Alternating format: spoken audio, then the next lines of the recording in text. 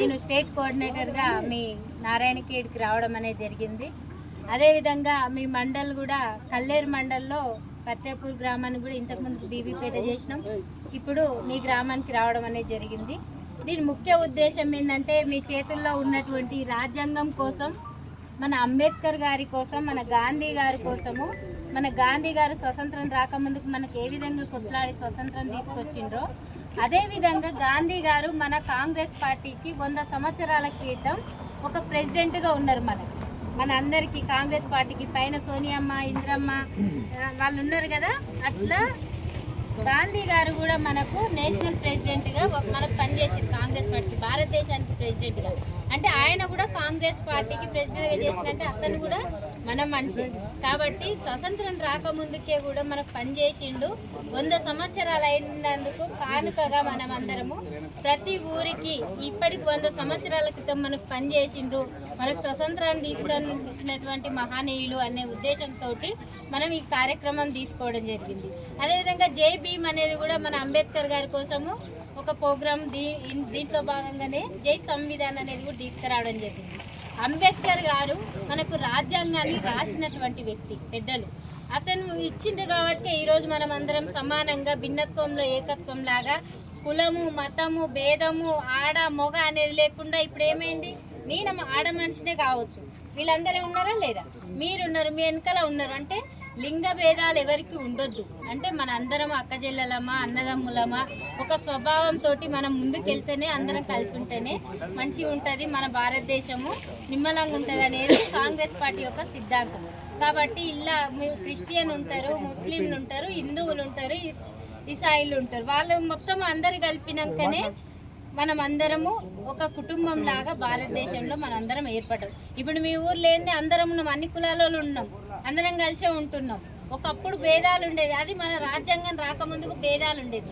మన రాజ్యాంగం రాసిచ్చి మా బిడ్డ ఒక్కడే అని మీరు అంటారు.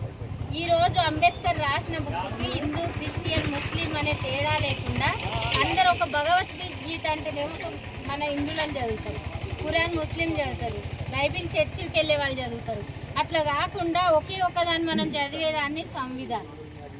అంటే భారత రాజ్యాంగాన్ని అందరికీ సమాన హక్కులు, సమాన ఫలితంగా మనం తీసుకుంటున్నాం. కాబట్టి మన తిండి మనం తింటున్నాం, ఈరోజు మన ఇల్లు మనకు ఉంది, మన పని మనం చేసుకోగలుగుతున్నాం, పిల్లల్ని చదివిస్తున్నాం, మనము ఉద్యోగాలలో చేర్పిస్తున్నాము, రాజకీయాలు చేస్తున్నాము. మేమంటే ప్రతి ఒక్కదానికి సంకేతము మన అంబేద్కర్ గారు రాసినటువంటి రాజ్యాంగం. దీంట్లో మన ఇప్పుడు మీరు ఒక 50 మంది ఉండొచ్చు, అట్లా ఒక 300 మందిని మన ఇండియా మొత్తం తిరిగి మేధావులందరితో కలిసి ఒక కూటమిలాగా ఏర్పడి, అమ్మ నువ్వేం చేసావు, కూలిపోతావు, వీటిని నేను పని చేసి వస్తా, నువ్వేం చేసావు అమ్మంటే నేను సరే స్కూల్లో ఊడని పోతాము, సఫాయిలము, లేకపోతే నేను ఒక రాజకీయం చేస్తున్నాను, నేను ఒక వ్యవసాయం చేస్తున్నాను, నేను ఒక బిజినెస్ మ్యాన్ అని వీళ్ళందరం కూడినాం. మన ఊర్లో అట్లాంటి వాళ్ళు ఉంటారు కాబట్టి వీళ్ళందరి స్వభావం ఏంది, దీంట్లో నాకు రూపాయి వస్తుంది, నేను ఈ పంట వేస్తే నాకు ₹1 మిగులుతుంది, ఈ గింజలు పండిస్తే 10 మందికి నేను తిండికి అక్కరొస్తా అని మనం ఏ విధంగా కూటమిగా ఒక మాట మాట్లాడుకుంటామో అదేవిధంగా అంబేద్కర్ గారు కూడా 300 మందిని కూర్చొని ఆ కమిటీలో పెద్దగా ఉండి అంబేద్కర్ గారు మనకు భారత రాజ్యాంగాన్ని రచించింది. కాబట్టి అది మరుగున పడేసి బీజేపీ వాళ్ళు ఏంటంటే భారత్ మాతాకి జై, జై శ్రీరామ్ అనేది ఒకటి తీసుకొస్తున్నారు. అంటే మనము బీజేపీ రాకముందుకు మీ తాతల నుంచి దేవుని మొక్కినా లేదా, ఈ రోజు అయితే మొక్కలే కదా, అందరం దేవుని మొక్కుతున్నాం, గుడికి వెళ్తున్నాం. నా ఇష్టం ఉంది నేను చర్చికి వెళ్తున్నా, నీ ఇష్టం ఉంది నువ్వు గుడికి వెళ్తున్నావు, మీ ఇష్టం ఉంది నువ్వు దర్గాకి వెళ్తున్నావు, ఎవరి ఇష్టం వాళ్ళది. కానీ నా పార్టీలోకి రా, నా ఈ దీంట్లోకి హిందుత్వంలోకి రా అనేది అది తప్పు. మన ఫ్రీడమ్ మనకి ఇచ్చారు అంబేద్కర్ గారు రాసిన రాజ్యాంగం ప్రకారం. మన ఇష్టం వచ్చినట్టు ఉండొచ్చు, ఏ దేవునైనా మొక్కుకోవచ్చు, ఏ గుడికైనా వెళ్ళొచ్చు, ఏ చర్చికైనా వెళ్ళొచ్చు, ఏ మసీదుకైనా వెళ్ళొచ్చు.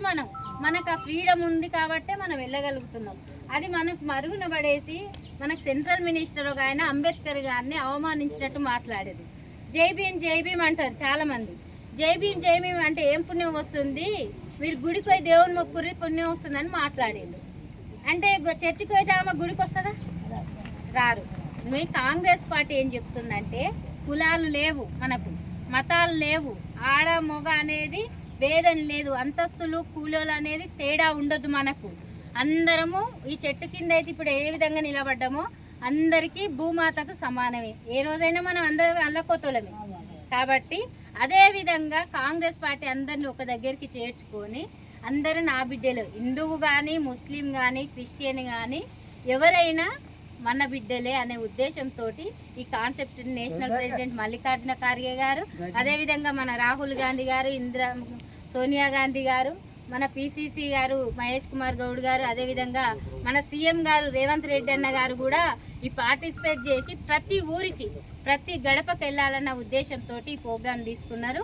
ఇది 1 సంవత్సరం కాలం పాటు ఈ ప్రోగ్రాం నడుస్తూనే ఉంటుంది. అంటే మనకు 100 సంవత్సరాల కృతజ్ఞతగా వచ్చే సంవత్సరం జనవరి 26వ తారీఖు రోజు మన ఈ సభ అనేది ముగుస్తుంటుంది.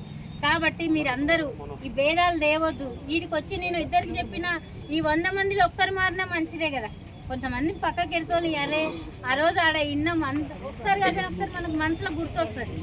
ఆ మాట విన్నాం, సరే ఏడు నుంచి వచ్చిన బిడ్డ వచ్చి నాకు చెప్పిపోయింది అనేది ఒకటి ఉంటుంది మీకు. కాబట్టి మీరు అందరికి ఒకరికొకరు చెప్పుకొని కాంగ్రెస్ పార్టీ పార్టీలకు అది మతాలకు అతీతంగా ఉంది కాబట్టి మన అందరము వాళ్ళని ఆశీర్వదిస్తే పైన రాహుల్ గాంధీ గారిని కూర్చోబెడితే ఈ హిందూ ముస్లిం క్రిస్టియన్ అందరము మన రక్షణ కవచంలాగా మనకు అక్కడ పని చేస్తారు.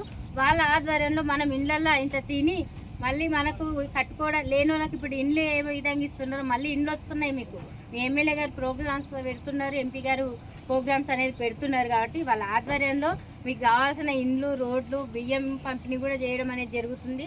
మేము తిన్న బియ్యమే మీరు తినాలనే ఉద్దేశంతో మన సీఎం రేవంత్ అన్న గారు, అదేవిధంగా మన నీటిపారుదల శాఖ మంత్రి సివిల్ సప్లై మినిస్టర్గా ఉన్నటువంటి ఉత్తమ్ కుమార్ రెడ్డి అన్న గారు ఆధ్వర్యంలో